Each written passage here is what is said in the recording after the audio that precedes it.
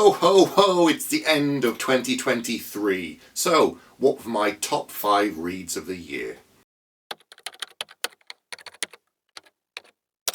So these 5 books are not in any particular order, they're just my top 5 reads that I've gone through over the year. So the first one is The Traitor by Anthony Ryan, and this is book 3 in the Covenant of Steel. It tells the story of Alwyn Scribe, told from a first person point of view, where he is recounting his life up to the present. And I like this kind of story mechanic. I like first person. I haven't actually written any books in that before, but I like reading it. It allows us to get under the skin of a character, learn a lot more about them, and see everything from their point of view. And it's able to create a very particular feel to a book. And if you like the person or don't, that can turn some potential readers off. Something like The Black-Tongued Thief, the main character there again, it's first person, he's very funny, he's sarcastic, he's witty, he makes jokes, and I like that, whereas other people have gone and said, you know, the book was quite good, but I didn't like the voice.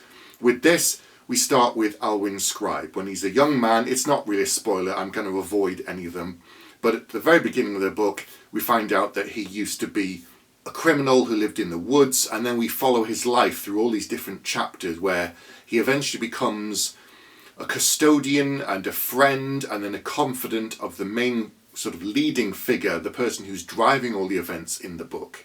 And this is the lady Everdeen Corleone, or Corleone. It's Corleone, not Corleone. She's not a member of the Godfather's family. Why are you gonna do this to me? Alwyn starts off as a very kind of naive character, and very quickly he grows up as a criminal in the woods, and then when he starts to work with Everdeen, he starts to change his viewpoint, but he always has this kind of cynical undertone because she has visions that she believes are sent by God, and he's following her as she mounts a campaign to try and free the world and help the common people in this world, because she believes her visions are given to her by God. And she doesn't accept this at first. She doesn't want this burden, so it's something that she takes on reluctantly. She doesn't sort of say, oh right, okay, great, I'm going to do this and I'm going to change the world and it's my right and I should be doing it. A few months ago, I did an interview with Anthony Ryan, so if you haven't seen that, go and check it out. There's a link up above. And I asked him about the inspirations for this series, and he talked about Robin Hood, the idea of people living in the woods, criminals, but also helping people, and also Joan of Arc. You have a character, a very young woman, who had visions that she believed came from God, and how she was perceived by the church and the common people, and how they were rallying behind her banner. And we have some of this in the story here, where Everdeen, people believe her, and the church is very powerful and dangerous in some ways and controlling, but it's the idea of what would you do in that kind of a situation? The fact that Alwyn is very cynical and he doesn't believe her visions are given by God, and yet she's trying to do good work, so he works with her and supports her campaign, versus the church, which can be seen as quite damaging. Now, this isn't a bashing about religion, it's not having a go at the church in our world. This is just a very interesting story playing around with mythology and ideas and religion within the setting that he's created. And this third book was a fantastic tying off of the whole trilogy. You got a lot of answers. All of the mysteries that we were just given earlier on are paid off. Most of the answers are given. Not everything, because you shouldn't have to know absolutely everything, but everything was laid out very, very well. All of the payoffs made sense. At no point did I get to a twist in the book and go, well, why did that come? That came out of nowhere. All the seeds were planted earlier. And overall, I really enjoyed the voice that he created for Alwyn. I didn't always like the character. I didn't always like the choices that he made, but it was a very compelling story. And all of the characters that surrounded Alwyn were interesting and layered, and they felt very rounded, so that you cared about their fate and what happened to them over the course of the book. Obviously, because of the story mechanic, you know that Alwyn survives in some capacity because he's retelling his life. That's not the twist, that's not the what's going to happen to his fate, but equally how he gets to the end of the book and the end of the series is fascinating, and what happens to the wider world around him and everybody within that book and the series is fascinating. So it's the kind of series I can go back and see myself rereading because I enjoyed the journey so much. I'm not going to get anything extra from it, I think, but I will enjoy spending time with these characters in this world again.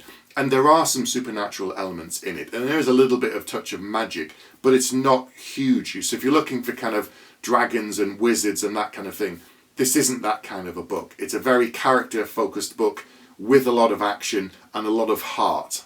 The second book on my list is Howling Dark by Christopher Rocchio. This is book 2 in the Sun Eater series. I've also done an interview fairly recently with Christopher as well, so go and check that out. There's a link up above here.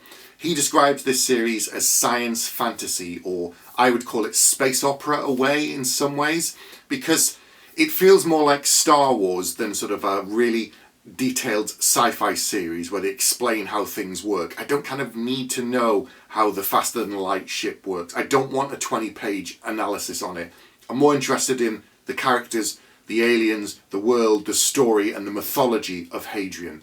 And within the series, the Sun Eater series, Hadrian is this renowned figure. He's hated, he's loved, he's despised, he's done great and terrible things. And there again, it's the same mechanic I've just spoken about. He's retelling his life from the beginning to the end. But rather than just this being a trilogy, it's going to be 7 books in the Sun Eater series. Book 6, Disquiet Gods, has just come out. There are a number of novellas as well that tell more stories within the Sun Eater world.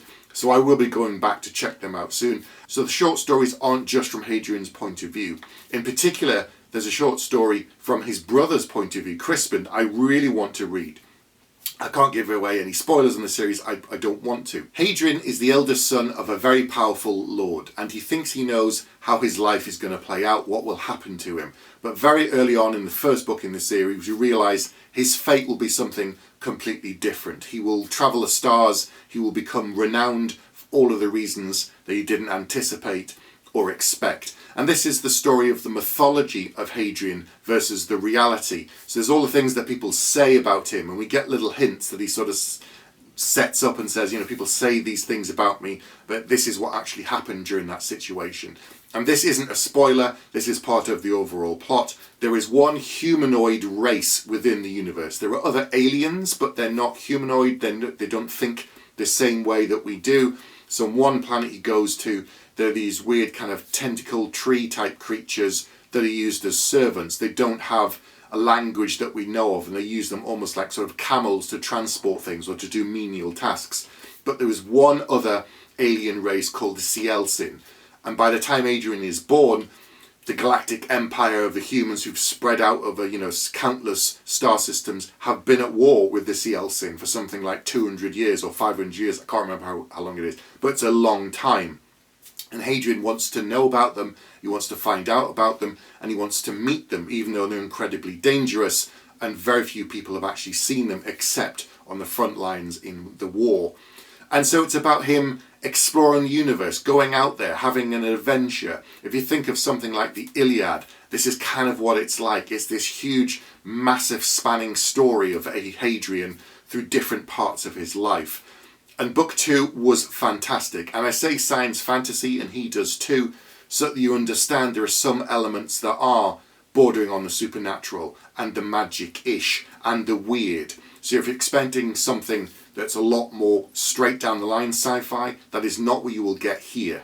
And there again, because this is a long-running series, we see Hadrian, the character, evolve over the course of books. He starts off as a young boy, he has ideas and thoughts of where his life will go, and he's quite naive in some ways, but these are kind of taken away from him during the course of some very difficult times and hard events, and he begins to change and evolve. And there again, I don't always like the character, I don't always agree with the things that he does, and sometimes he annoys me, but the story is so compelling that I want to know what happens next to him and everybody else around him.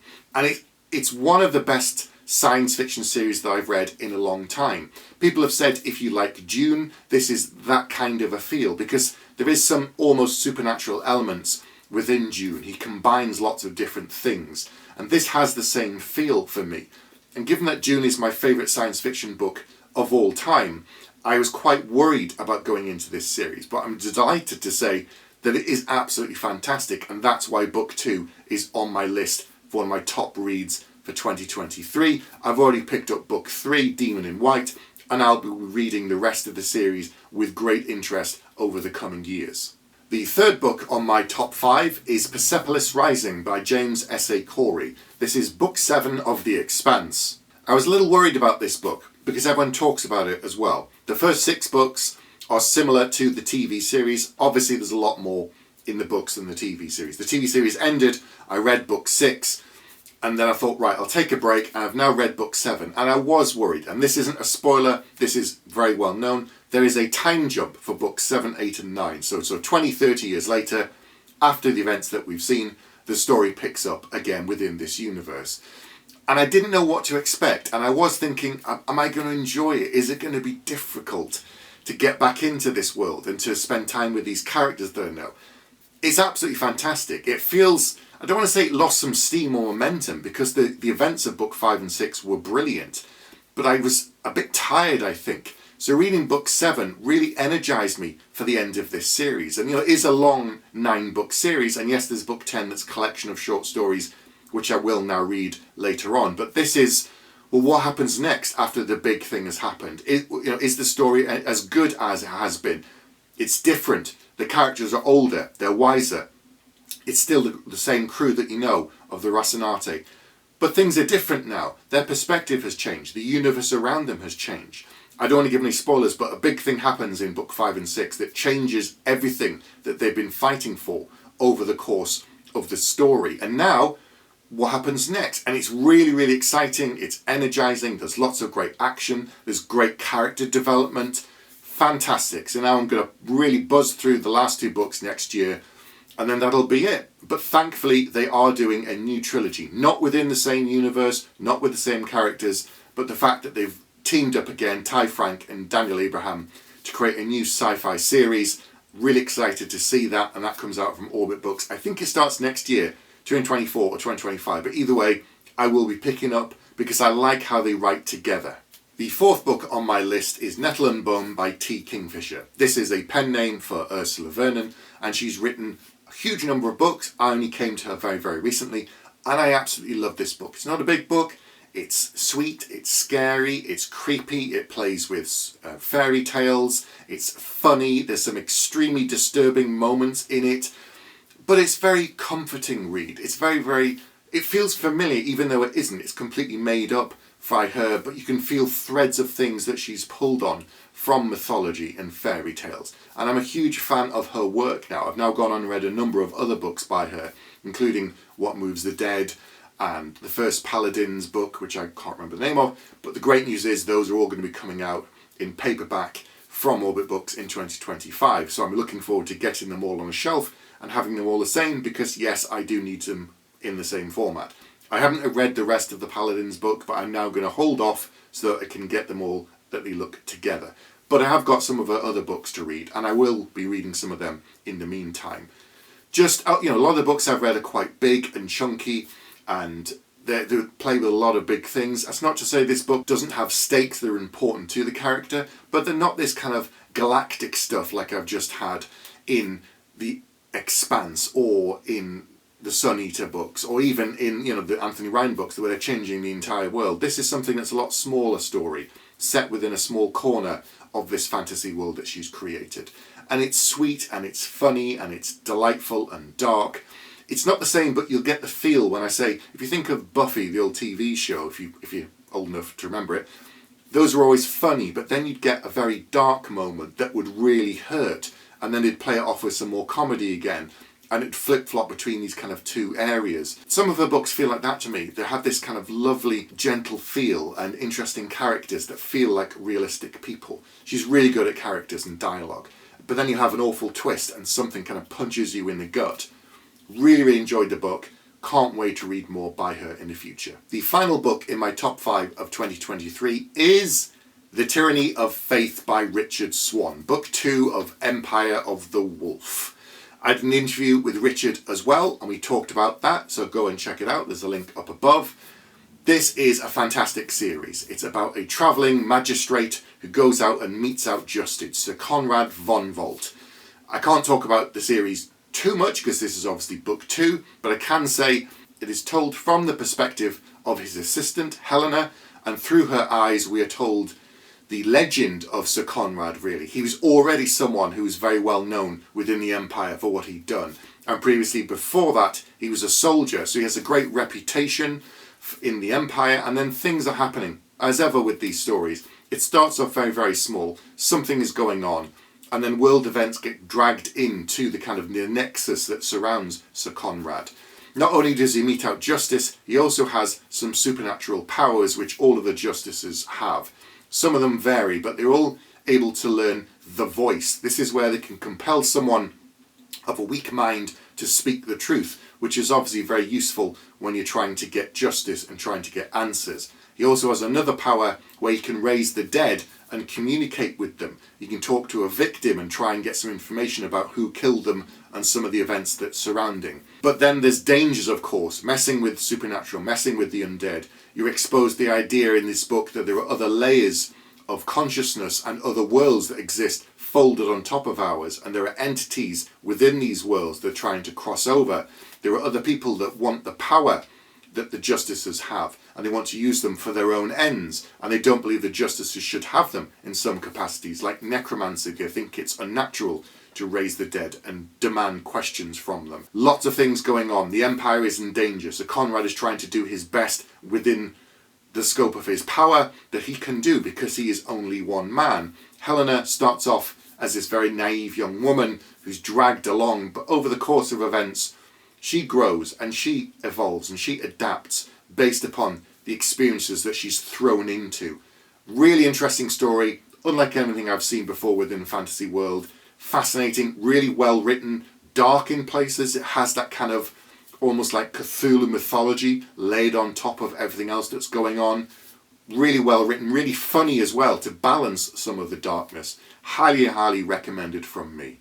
As you can see, some of those books are in series that are still ongoing and will wrap up next year or in the next few years. There's lots of other books that I have read that I have really enjoyed, but those were my top 5. What were your top 5? Post down below, let me know. Give me some recommendations for your best books within sci-fi, fantasy, horror, within that scope, and let me know. That's it for today. I'll be back next week or very soon with another video.